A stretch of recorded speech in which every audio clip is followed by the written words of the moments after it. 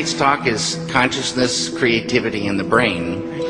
And if you have a golf ball-sized consciousness, when you read a book, you'll have a golf ball-sized understanding.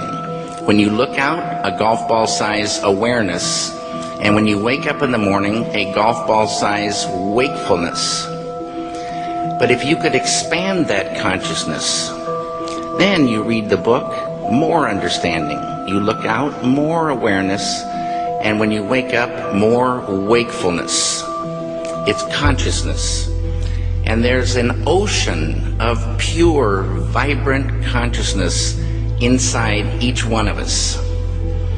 And it's right at the source and base of mind, right at the source of thought, and it's also at the source of all matter. There is no matter as such.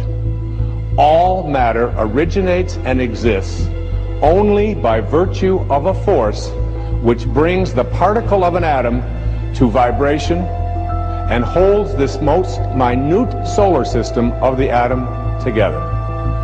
We must assume behind this force the existence of a conscious and intelligent mind.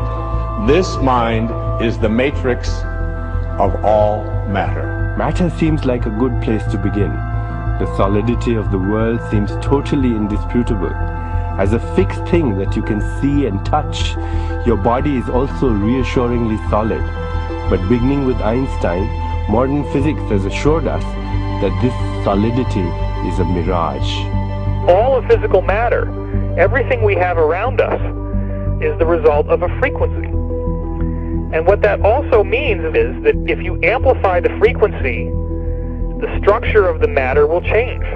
What this self-contained system is a hologram. It's what I call the super hologram. Everything within it is an expression of that hologram. This is one of the great characteristics of a hologram, is that every part of a holographic picture is a smaller version of the whole. It's as if reality is so connected that when you look at one small part, you can see things about other parts, that the entire whole is contained in the part.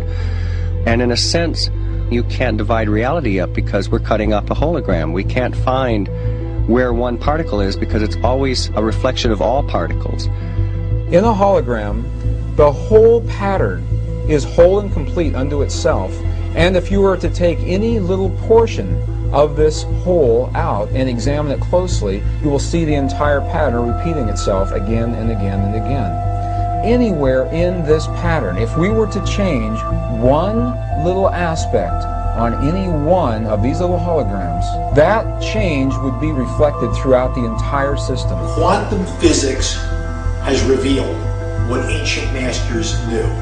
Matter does not exist.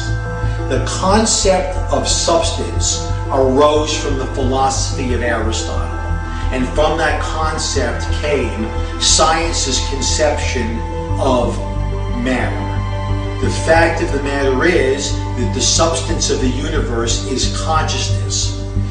Belief that the substance of the universe is matter leads to what I call a fear-greed dichotomy, as people in their quiet desperation attempt to accumulate as many material possessions and riches as possible. In fact, the substance of the universe is consciousness. Therefore, it is behavior that is important. If you get into the realms of fear, fear is a very slow, dense vibrational state.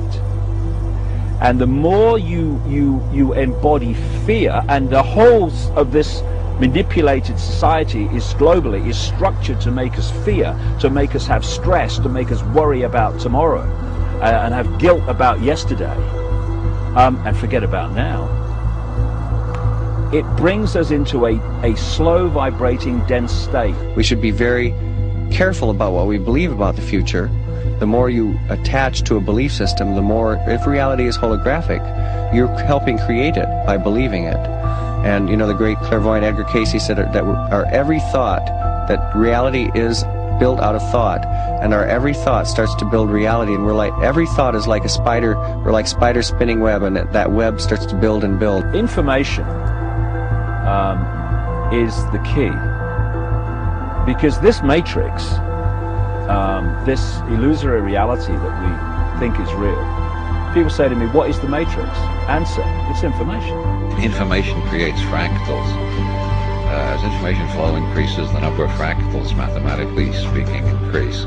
This was demonstrated by a mathematician named Theodore Gordon. Fractals are unpredictable functions, so things are becoming more and more unpredictable. When you start getting into fractals and chaos theory, when you look at it in terms of a society, this is where it starts to cross over into the so-called Illuminati or the negative elite, the world leaders, with their philosophy of order out of chaos. There is some truth to that, in the sense that when the system becomes highly destabilized, there will be random shifts that suddenly self-organize into higher complexity. At the subatomic level, reality behaves in accordance with the expectation of the observer, or the measurer, the scientist. Why is that remarkable? Because everything in the universe is composed of those subatomic particles. These atoms are particles that are whirling at lightning speeds around huge empty spaces, and the particles aren't material objects. They are fluctuations of energy and information in a huge void of energy and information. And what the science now is showing is that when you can change the field that the atom is in, you change the atom. And we're made of those atoms. So when we have feelings in our hearts, we're changing the field that connects the stuff everything is made of, and we literally are altering our physical reality. Once you establish the reality we live in, and the nature of what the physical body is, it's a biological computer, and the nature of what we are, which is consciousness, and then you start, as I have, looking at the way this world is structured and how it works and why they do this and why they do that, it suddenly brings into crystal clarity why the world is structured as it is. Because, you know, people look through their eyes and they think this is the world, but it isn't. It's a tiny, tiny frequency range within an infinite energy field of infinite frequency ranges. And basically it's like a holographic television channel. It is the act of consciousness that actually creates the building block that the universe is made of. I can't imagine a universe that exists without us, because it's the act of us observing the world around us that is creating, allowing us to create as we go in a participatory universe. We may never find the edge of our universe as we're looking to define what this universe looks like. We may never find the smallest particle in the quantum world to see what this stuff is that we're made out of. And the reason is because everywhere we look, everywhere that consciousness explores with the expectation that something will be there, that exploration, that act of looking, observation, is the act that creates something for us to see.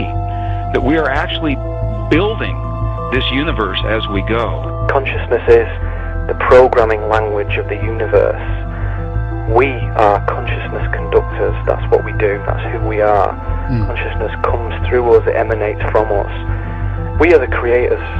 We are the ones who are targeted on this planet because we are the ones who transmit the reality just like everybody else does.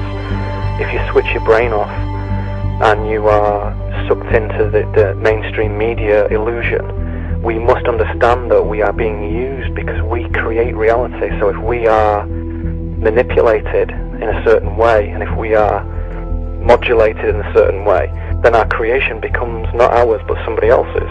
And what happens if we all do it? Everyone in this room decides to take control of reality. I'm talking about reality. I'm talking about quantum physics. I'm talking about taking control of things from the quantum level up, from the molecular level up, and it works. One of the things we're actually dealing with is as I say, some kind of operating system that can be hacked using words. The world is like a ride at an amusement park, and when you choose to go on it, you think it's real, because that's how powerful our minds are. And the ride goes up and down and round and round. It has thrills and chills, and it's very brightly colored, and it's very loud, and it's fun for a while. Some people have been on the ride for a long time, and they begin to question, is this real? or it's just a ride. And other people have remembered, and they come back to us and they say, hey, don't worry, don't be afraid, ever, because